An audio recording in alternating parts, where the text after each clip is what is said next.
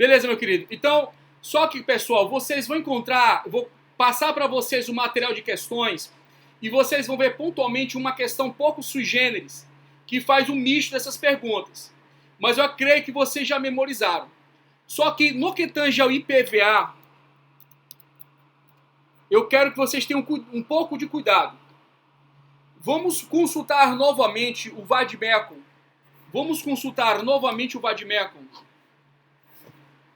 E aí, no Vademecum, vamos analisar o artigo 24, parágrafo 1, 2 e 3 da Constituição. Parágrafos 1, 2 e 3 da Constituição. José, Laísa, Ramon, vamos lá? Artigo 24. Pessoal, de toda maneira, essa aula vai ficar no YouTube, viu? Eu vou separar os blocos e vou jogar para vocês, tá? Quem não pôde assistir, não tem problema. Vai ver daqui a pouco. Já vou fazer aqui o upload. Estou fazendo, inclusive, de uma aula aqui. Beleza, meus queridos. Artigo 24. Olha o que diz pontualmente o dispositivo. Compete à União, Estados, DF, município, legislar concorrentemente sobre direito tributário. Tu já sabe isso. Agora vamos para o parágrafo 1º. No âmbito da legislação concorrente, a competência da União limita-se a estabelecer normas gerais. Então, pessoal, olha só. A União, ele institui seu tributo no âmbito da sua competência tributária. Mas também a União edita norma geral. E qual é a norma geral, pessoal? A norma geral é o CTN. A norma geral é o CTN. Então, a norma geral é o CTN.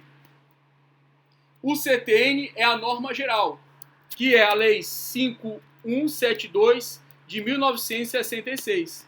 A Lei 5172 de 66.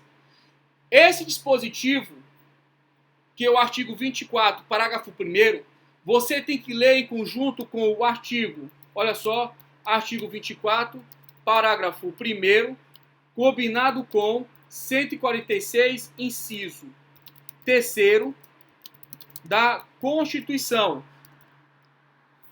Você tem que ler em conjunto com esse dispositivo. Aliás, na minha prova que eu fiz para vocês, não está mais valendo porque o modelo agora mudou, é só você estar assistindo essas aulas, estar participando, então está mais light. Mas tinha uma questão que eu coloquei para vocês na prova, que era essa discussão no que tange a competência legislativa tributária e competência tributária. Então veja, pessoal, no âmbito da competência legislativa tributária, o CTN ele é formalmente uma lei ordinária e materialmente uma lei complementar. Eu vou te repetir. No que tange pontualmente ao CTN, ele é formalmente uma lei ordinária e materialmente uma lei complementar. O CTN, ele é, pessoal, formalmente uma lei ordinária e o CTN, pessoal, ele é materialmente uma lei complementar. Uma lei complementar. O CTN ele é formalmente uma lei ordinária e materialmente uma lei complementar. Professor, aonde que eu tiro isso? Você tira essa informação do artigo 24, parágrafo 1º, combinado com o artigo 146, inciso 3º da Constituição. Então, com base nesses dois dispositivos, eles vão te informar categoricamente que o CTN ele é uma lei complementar materialmente, mas formalmente ele é uma lei ordinária. Portanto, o CTN ele pode ser modificado, gente, somente por lei complementar. A alteração na redação do CTN exige categoricamente o que, gente? Lei complementar. Qualquer alteração na redação do CTN exige lei complementar. Eu lembro muito bem que, conforme eu olhei o plano de ensino de vocês, vocês tiveram essa matéria em Constitucional 1. Só estou fazendo uma revisão. Evidentemente, focando aqui a minha disciplina de direito tributário. Mas não custa nada relembrar para vocês. Não custa nada relembrar. Vamos partir agora, gente, para o artigo 24. Vamos partir agora, deixa eu colocar aqui para vocês. Artigo 24, parágrafo 2º da Constituição. Vamos partir para o artigo 24, parágrafo 2º da Constituição. Ele diz o seguinte: a competência da União sobre normas gerais não exclui a competência suplementar dos Estados. Então veja, a competência da União para legislar sobre normas gerais não exclui a competência suplementar dos Estados. Pessoal, então a competência suplementar excepcionalmente é exercida pelos Estados, desde que não haja o quê, gente? A norma geral. Então veja, a regra é o quê? A competência suplementar em matéria tributária ser do quê, gente? Dos municípios. Ser dos municípios. A competência suplementar ser dos municípios. Mas no caso do IPVA, é o único tributo, pessoal, que não tem nenhuma previsão, vou repetir, não tem nenhuma previsão no CTN tratando de IPVA, não existe. Então o que acontece, pessoal, que particularmente eu vejo como um absurdo.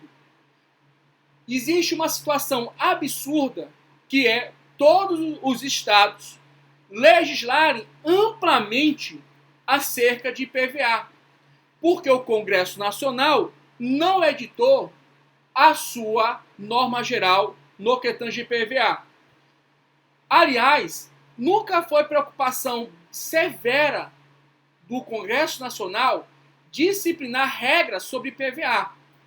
Agora veja, pessoal, quem institui por meio de lei o IPVA é os estados. Tanto que 50% do IPVA vai para o estado e os outros 50% vai para o município da qual a placa está licenciada. Então vamos supor que eu paguei o meu IPVA aqui em São Luís. 50% do IPVA que eu paguei vai para o cofre público do estado.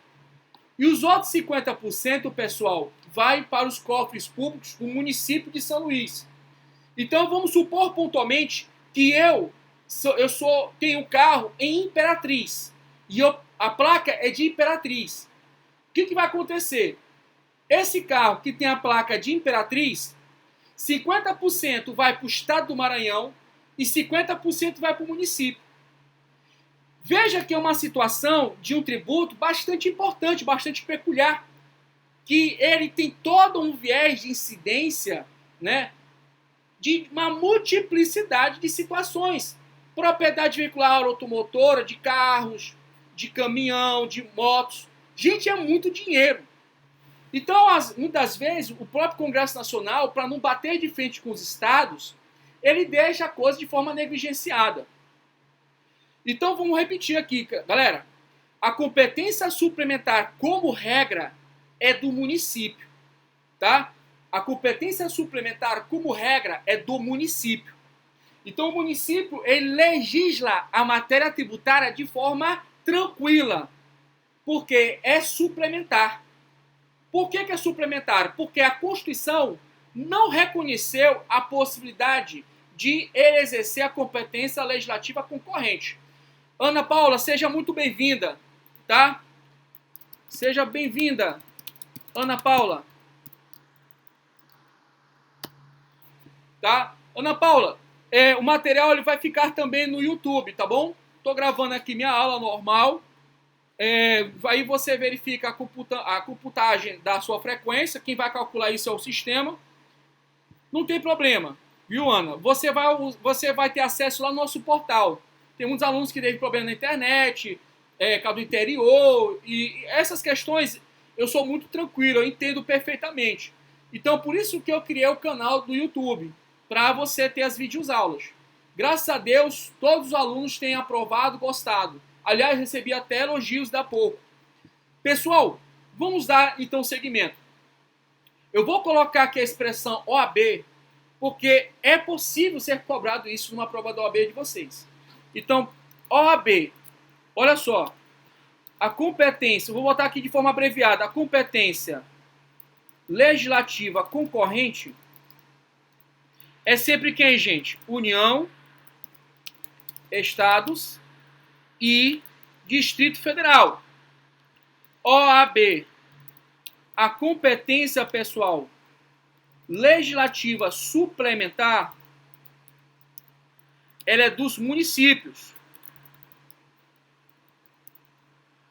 Agora veja, pessoal, ainda na OAB, no que tange ao IPVA, olha só, a coisa muda.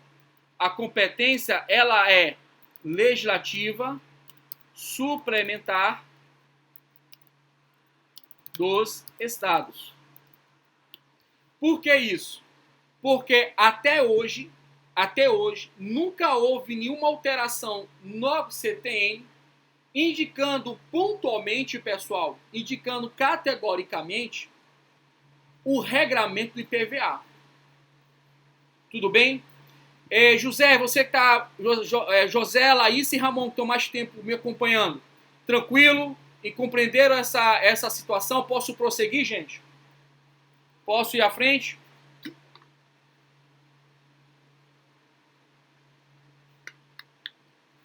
Ramon, pode continuar. Entendido, José? Laísa, tranquilo? Sim, professor. Então tá bom. Ana Paula, tranquilo? Pegou essa parte aí? Tranquilo. Então tá bom. Meus queridos e queridas, vamos em frente então, tá? Vamos aqui aprofundar. Agora veja, pessoal, vamos agora para o artigo 24, parágrafo 3º da Constituição. Vamos para o artigo 24, parágrafo 3º da Constituição. Pessoal, olha o que diz. Inexistindo lei federal sobre normas gerais, os estados exercerão a competência legislativa plena para atender às suas peculiaridades. Portanto, pessoal, aqui é o caso o quê, gente? Do bendito IPVA.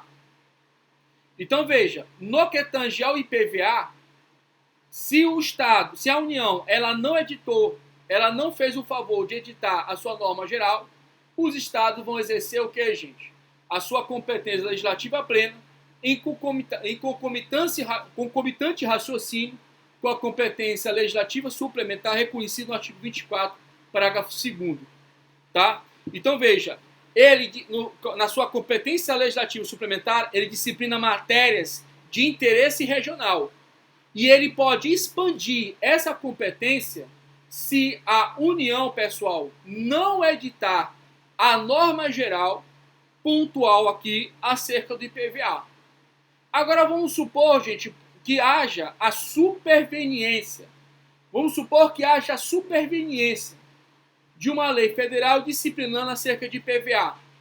Pessoal, se vier a superveniência, ou seja, hoje, 23 de março de 2020, hoje foi promulgada, publicada a lei que vem a disciplinar o IPVA para os estados, o que vai acontecer? Nós vamos ter duas leis, dois conjuntos de normas.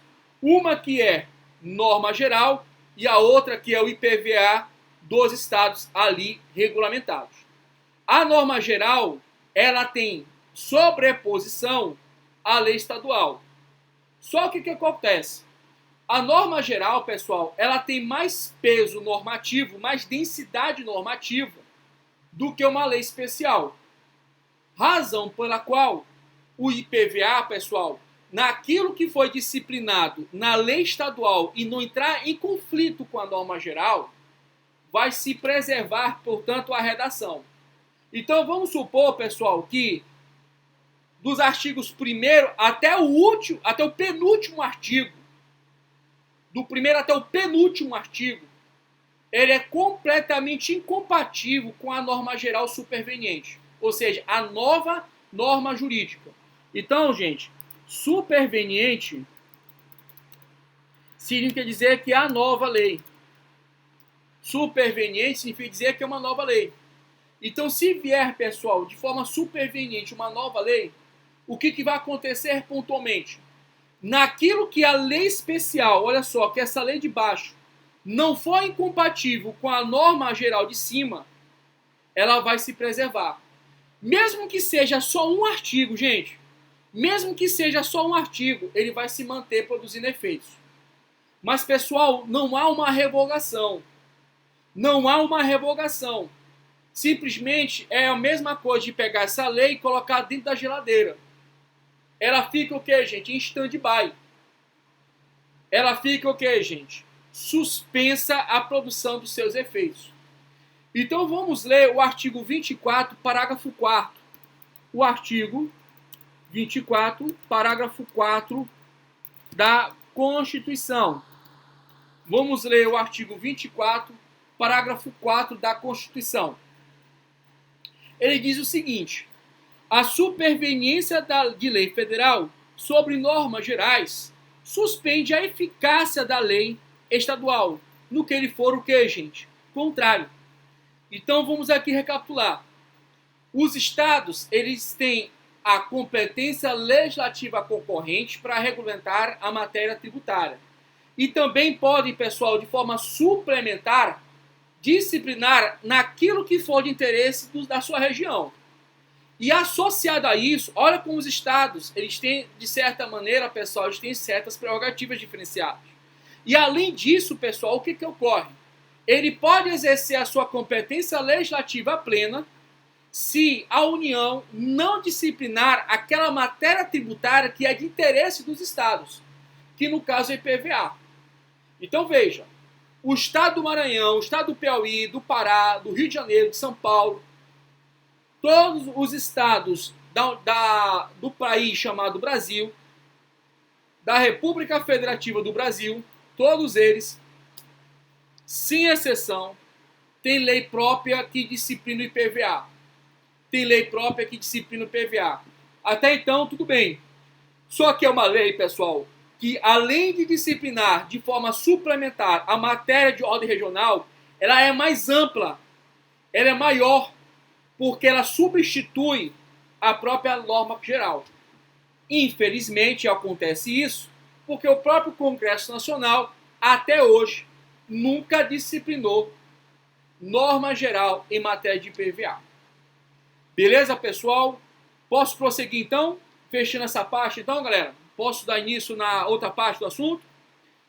Ana Paula, José, Laísa, Ramon, tranquilo? Beleza, Laísa, sim. Ana Paula, ok. Então, pessoal, vamos aqui dar seguimento. Vou aqui pegar a nossa apostila e vamos dar continuidade.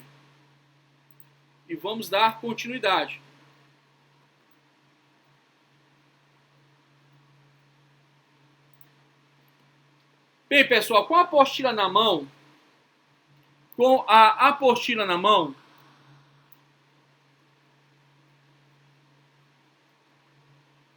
eu peço para vocês voltarem pontualmente para a página 14 do slide 27. A página 14 do slide 27. A página 14 do slide 27. Eu peço-lhes para olhar essa parte aí. Página 14 do slide 27. Pessoal, na página 14 do slide 27, nós temos o seguinte, mais uma vez. A competência tributária ela é indelegável. Essa competência tributária, pessoal, que ela é indelegável, deixa eu colocar aqui para vocês. Olha só. A lei fala o seguinte, que a competência tributária ela é indelegável. Como de ser, como de ver. Ela fala que é indelegável. Olha aí. Esse indelegável da lei, pessoal, o que está dizendo? É a competência tributária.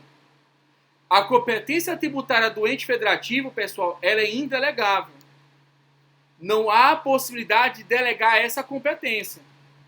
Não há possibilidade, pessoal, de que a União, por exemplo, permita que os estados sejam o novo titular da competência tributária. Não há essa mínima possibilidade, pessoal. Não há essa mínima possibilidade. Possibilidade zero. Não há.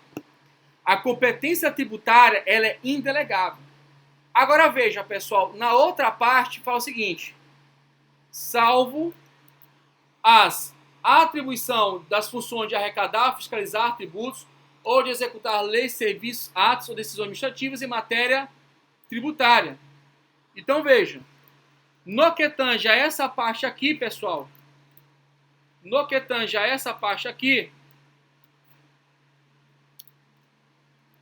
essa parte aqui, ela está fazendo referência à chamada capacidade tributária ativa. A capacidade tributária ativa. A capacidade tributária ativa, pessoal, ela é delegável. O que é essa capacidade? Pessoal, quando o fisco atua como fiscal, buscando identificar o fato gerador, buscando identificar o sujeito ativo, o sujeito passivo, buscando identificar o tributo devido, a base de cálculo, a alíquota, identificando se há ou não a prática de penalidade pecuniária, ou seja, de multa, essa atividade ela é essencialmente administrativa. Portanto, pessoal, essa referência é chamada de exercício da capacidade tributária ativa por parte de uma unidade federativa. Essa capacidade tributária ativa ela pode delegar. É o caso, pessoal, há muito tempo do INSS, quanto à fiscalização das contribuições, pessoais, das contribuições, colocando aqui para vocês, das contribuições previdenciárias. É o caso, por muito tempo, do INSS, realizando a fiscalização das contribuições previdenciárias. Pessoal, antigamente, o INSS, além de conceder os benefícios previdenciários que faz até hoje, ele também, pessoal, era responsável pela arrecadação do tributo contribuição previdenciária. Hoje, pessoal, quem faz isso é a Receita Federal. E o INSS, pessoal, olha só, o INSS, ele é uma autarquia. Enquanto que a Receita Federal, pessoal, é um órgão. Então, veja, tanto o INSS quanto o órgão Receita Federal, pessoal, detentores da capacidade tributária ativa, fazem a arrecadação. A INSS fazia e hoje a Receita arrecada todas as contribuições previdenciárias. Se você pegar o teu contra-cheque, você vai ver assim, ó, o valor do seu salário, e aí tem também o imposto de renda retido na fonte, tem também o INSS, tem também o FGTS. Pessoal, o imposto de renda, o INSS, ele é arrecadado, pessoal, em prol da Receita Federal, porque é ela que faz a auditoria, é ela que tem a capacidade tributária ativa. E quem que tem a competência tributária, pessoal? É a União. Então, pessoal, olha só, presta atenção. No que tange ao imposto de renda, olha o que acontece. A União, pessoal, ela tem a competência. Deixa eu colocar aqui para vocês. Ela tem a competência tributária. Mas a Receita, pessoal, ela exerce capacidade tributária ativa. No que tange ao imposto de renda, quem tem a competência tributária é a União. Agora veja, quem exerce... É isso mesmo, Ana. Ana, quem tem a competência tributária do imposto de renda é a União. Mas quem exerce a capacidade tributária ativa é quem, gente? É a Receita Federal. Quem exerce a capacidade tributária ativa é a Receita Federal. Então são situações completamente diferentes, pessoal. São situações completamente diferentes. Quem vai lá, soa para pegar o tributo é a Receita Federal. Mas vai para os cofres públicos da União. Ficou claro isso? Vou te dar um outro exemplo para você entender. Eu posso delegar a capacidade tributária ativa? Sim. Pessoal, no caso do ITR, olha só, quem tem a competência tributária é a União. No caso do ITR, quem tem a competência tributária é a União. Quem exerce a priori a capacidade de exercer a fiscalização, a execução da lei e demais atividades correlatas é quem, gente? A própria Receita Federal. É a Receita Federal que faz esse procedimento, pessoal. É a Receita Federal que faz esse procedimento. Agora veja só, em razão do ITR ser um tributo que não é tão atraente financeiramente para os cofres públicos, porque são valores que não são tão altos em relação ao imposto de importação, imposto de renda, ao IOF, a própria Constituição, visando assegurar uma nova fonte de receita para os municípios, ele autorizou que, se a União delegar toda a capacidade tributária ativa para os municípios fiscalizarem, cobrarem, arrecadarem o ITR, ele pode ficar com o que, gente? Com todo o ITR. Então, pessoal, no que tange ao ITR, nós temos que ler o artigo 153 da Constituição Federal de 88. Um tema bastante interessante, bastante cobrado a nível de OAB, bastante cobrado a nível de prova, tá bom? Aliás, a nível de OAB faz um tempinho que não cobra isso, vou ser sincero. Mas é bastante interessante ser estudado. Vamos aqui para o artigo 153 da Constituição, pessoal.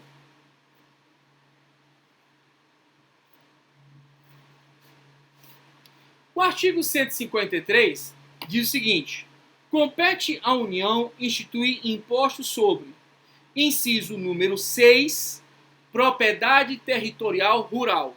Então, o artigo 153, inciso 6 da Constituição, pessoal, ele traz a informação acerca da propriedade territorial rural.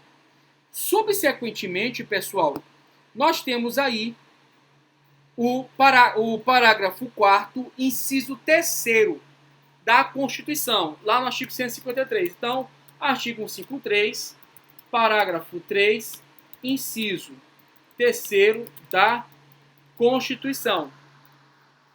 Artigo 153, parágrafo 3º, inciso 3º da Constituição. Olha o que diz o dispositivo. O imposto previsto no inciso 6, ou seja, o ITR, será fiscalizado e cobrado pelo município que assim optarem na forma da lei, desde que não implique redução do imposto ou qualquer outra forma de renúncia fiscal. Pessoal, nesse contexto e consequência, o que está dizendo aqui? Está dizendo pontualmente, pessoal, que se o município cobrar, fiscalizar, fizer todo o exercício da capacidade tributária ativa, depois de assinar um convênio com a União por intermédio da Receita Federal, ele pode ficar, pessoal, com 100% de toda essa receita. 100% de toda essa receita. Assim sendo, pessoal, vamos ler o artigo 158, inciso número 2 da Constituição. Artigo 158, inciso número 2 da Constituição. Olha o que diz o dispositivo. Pertence aos municípios, inciso 2, 50% do produto da arrecadação do imposto da União sobre a propriedade territorial rural, relativamente aos imóveis neles situados. É a mesma coisa do IPVA. 50% para o Estado e 50% para o município, cuja placa está lá indicando o seu licenciamento. Então, se a placa é São Luís, 50% do IPVA vai para São Luís. E, por favor, nós já estudamos isso. Não vai me dizer que o IPVA vai ser para asfaltar chão. Isso não tem nada a ver. Nós vimos categoricamente que não é isso que é a natureza do imposto. O imposto não tem nada a ver com isso. O imposto nasceu para ser cobrado e arrecadado para os cofres públicos, para o Estado, com base na legislação orçamentária, em todo o seu planejamento, fazer a aplicação devida a esse dinheiro. Então vamos sair dessa realidade aí, que você verifica nos blogs, que você verifica pontualmente aí Se bem que tem blogs muito sérios, tá? Eu reconheço que existem realmente blogs muito sérios. Mas, numa realidade assim geral, vamos sair disso. Mesma coisa o ITR. 50% do ITR, pessoal, vai para a União. E 50% do ITR vai para o município. Então, mesmo que o município não faça nada de fiscalização, ele já vai ficar com o quê, gente? Com 50% de todo o ITR cobrado pela União. Agora veja, você vai ver comigo que, dando continuidade ao artigo 158.2, ele vai te dizer o seguinte: suponhamos que o município venha fiscalizar. Se ele fizer toda essa atividade que era da Receita Federal, por intermédio de convênio assinado, nos termos da lei, ele vai ficar com 100% de todo o dinheiro. Só se fizer o convênio. Não é assim chegar, agora é meu. Não, não, não. Ele tem que assinar o convênio, tem que ter por intermédio da Receita Federal e tem que observar a lei específica. Assim sendo, pessoal, vamos ler e dar continuidade ao artigo 158. A Ana entendeu. Eu botou ali certo? Pessoal, vírgula, relativamente aos impostos situados, cabendo a totalidade na hipótese da opção a que se refere o artigo 153, parágrafo 4º, inciso 3º da Constituição. Então, pessoal, muito cuidado com esse tipo de pegadinha em prova. Na minha prova tradicional, eu fiz essa colocação aqui porque muita gente bate a cabeça com competência tributária, competência legislativa tributária e capacidade tributária ativa. Tá? Então, fizemos as distinções de tanto de competência tributária, competência legislativa tributária e de capacidade tributária ativa. Tá ok? Bem, eu estou vendo que a internet normalizou aí para vocês. Aqui tá rodando muito bem. Eu vou fazer uma pergunta aqui pontual. Ana Paula, José, Laísa, Ramon, vocês estão entendendo? Tem alguma dúvida pontual? José vai se pronunciar. Tudo certo. Ana Paula, tranquilo. Ramon, tudo certo. Beleza, pessoal. Então, meus queridos, minha net está um pouco devagar. Ana, como eu te falei, independentemente do acesso, esse material eu vou colocar ele na plataforma do YouTube, tá? Eu vou colocar esse material na plataforma do YouTube, tá? Independentemente do acesso, eu irei colocar esse material na plataforma do YouTube, tá bom? Tá tranquilo, não se preocupe. Quando está nessas situações, você pode até colocar o celular como áudio, né? O áudio ele percorre mais rápido, então você pelo menos acompanha a minha audição, né? A minha fala, perdoe-me. Você acompanha a minha fala, etc. Pessoal, estamos caminhando já aqui para as 22 horas, encerrando a nossa aula. Mas antes de eu fazer os fechamentos derradeiros, eu queria só pontuar aqui mais um dispositivo aqui do nosso CTN, que também está na nossa apostila. Pessoal, vamos aqui especificamente. Eu gostaria que vocês fossem dar uma lida comigo lá na página 19, no slide 38. Página 19 e slide 38.